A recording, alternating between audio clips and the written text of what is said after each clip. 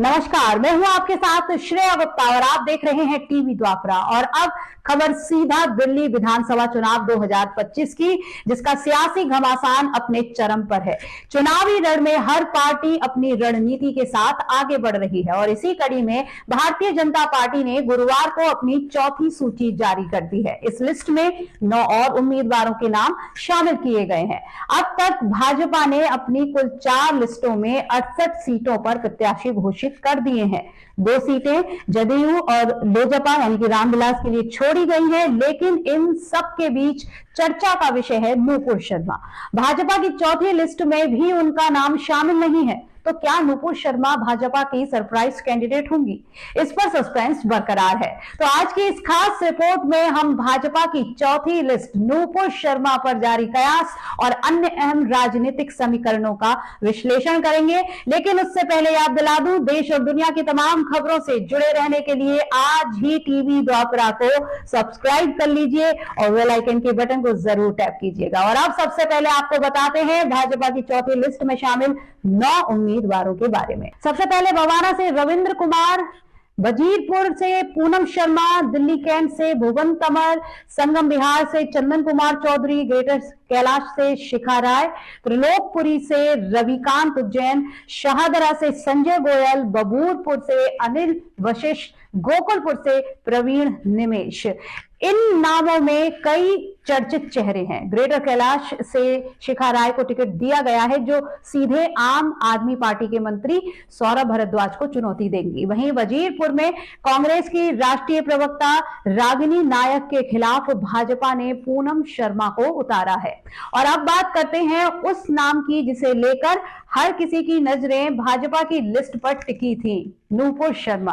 पिछले कुछ दिनों से यह चर्चा जोरों पर थी कि नूपुर शर्मा को भाजपा किसी अहम सीट से मैदान में उतार सकती है, खासकर नई दिल्ली या किसी हाई प्रोफाइल सीट से। लेकिन चौथी लिस्ट में भी उनका नाम नहीं आया।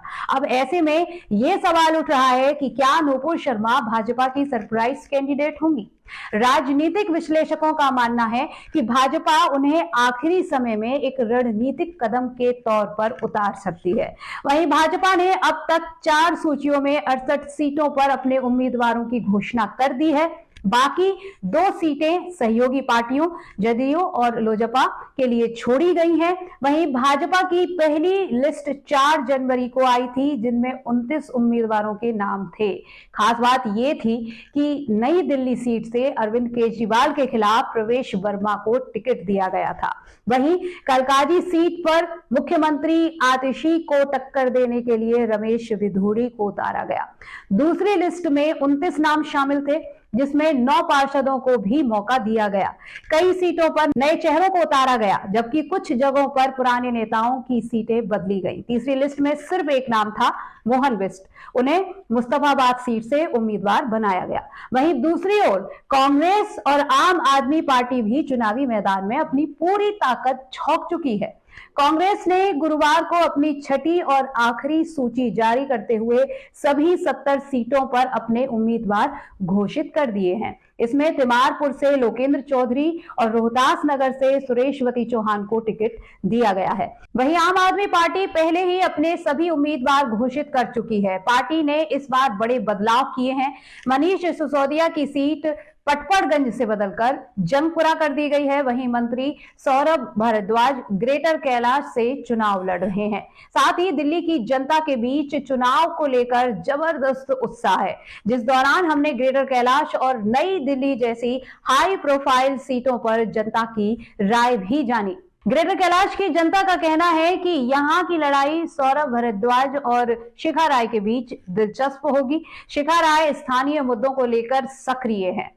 स्पष्ट है कि दिल्ली विधानसभा चुनाव 2025 के लिए सभी पार्टियां अपने मजबूत उम्मीदवार उतार चुकी हैं, लेकिन भाजपा की रणनीति और नूपुर शर्मा को लेकर जारी सस्पेंस ने इन चुनावों को और भी दिलचस्प बना दिया है। 5 फरवरी को होने वाले मतदान में अब ज्यादा समय नहीं बचा है। ये देखना होगा कि भाजपा के बाकी उम्मीदवारों की घोषणा में क्या कोई बड़ा सरप्राइज सामने आता है।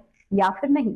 फिलहाल आज की इस स्पेशल रिपोर्ट में इतना ही, लेकिन दिल्ली चुनाव से जुड़ी हर अपडेट के लिए आप जुड़े रहिए टीवी द्वापरा के साथ। जल्द होगी फिर मुलाकात, तब तक के लिए धन्यवाद।